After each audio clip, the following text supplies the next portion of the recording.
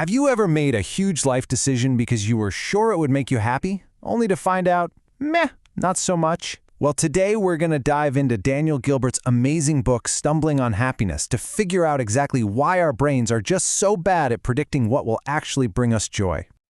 So Gilbert kicks things off with this really powerful idea. Seriously, think about it. A squirrel buries a nut for the winter, but it's not daydreaming about how delicious that nut is going to taste in January. We do that. We are constantly living in the future. We plan, we dream, we worry. And this ability, this prospection, it's kind of our species' superpower.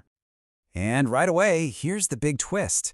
Just because we have this superpower doesn't mean we're any good at using it. In fact, Gilbert argues that our knack for predicting our future feelings is deeply, fundamentally flawed. And that's the mystery we're going to try and solve today.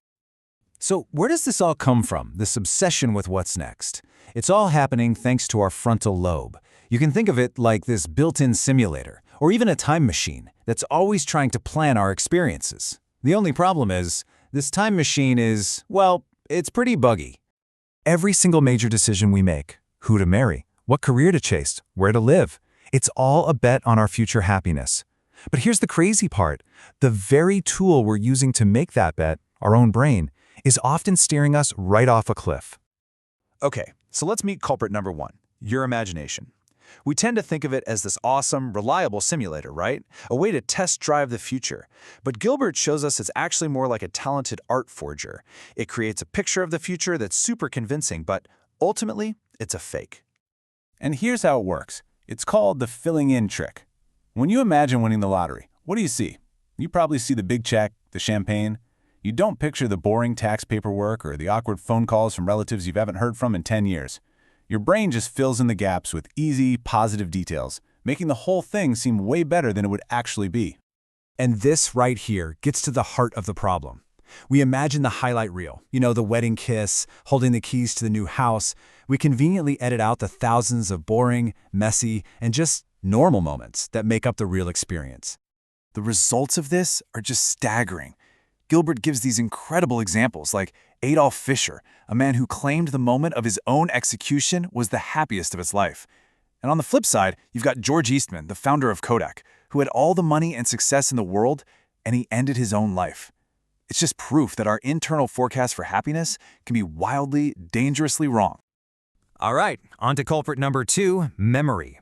And look, if our imagination is a bad flight simulator, our memory is an even worse database. We think we're learning from our past experiences, but the truth is, we don't even remember them correctly. Now, this is one of the most important ideas in the whole book. It's called the peak end rule.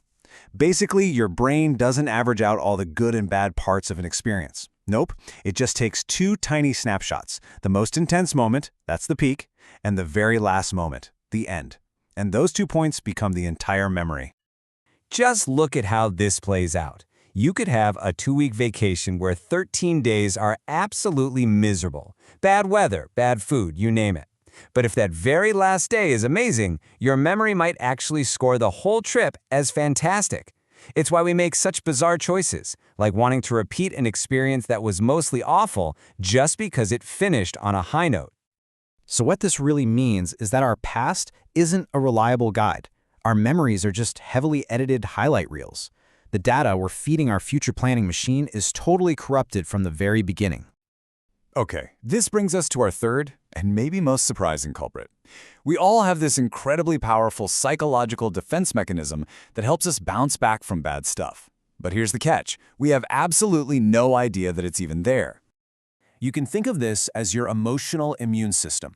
It's not conscious. It works in the background to help you rationalize, to reframe things, to basically cook the facts so you can feel better about bad situations. It's the reason people say things like, "It was for the best. After a painful breakup, we're getting fired." That's their psychological immune system kicking in. And this leads to a super weird paradox. We often get over major traumas much faster than we get over minor annoyances. Why? Because a huge negative event triggers our psychological immune system in a big way. It goes into overdrive. But all those little daily frustrations, they just fly under the radar. So we predict we'd be completely devastated by a disaster, and we completely fail to see our own incredible ability to bounce back. Okay, so if our imagination lies to us, our memory is a biased editor, and we're totally blind to our own resilience, How on earth can we ever make a good decision? Well, Gilbert offers a solution that is both incredibly simple and honestly kind of profound. This really is the question at the heart of it all, isn't it? If all of our internal tools for navigating the future are broken, what are we supposed to do? And the answer is to stop looking inside your own head. Instead of relying on imagination, Gilbert says we should use surrogation. It's a fancy word for a simple idea. Find someone who is already living the future you're thinking about and just ask them how they feel. The big takeaway is this simple. Want to know if you'll be happy as a lawyer living in Chicago? Don't just sit there and imagine it. Go find some actual lawyers in Chicago and ask them about their lives. Their present-day reality is a far, far more accurate crystal ball than your own imagination will ever be. Of course, there's a huge reason we don't do this. We all want to believe that we're special, that we're unique snowflakes. We think, sure, they might not like it, but I'm different. But what Gilbert's research shows is that this is mostly an illusion. When it comes to our fundamental emotional reactions, we are all way more similar than we are different.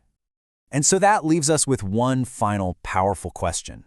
The next time you're facing a big decision, trying to figure out what will make you happy, instead of looking inward at your own flawed imagination, whose experience can you borrow?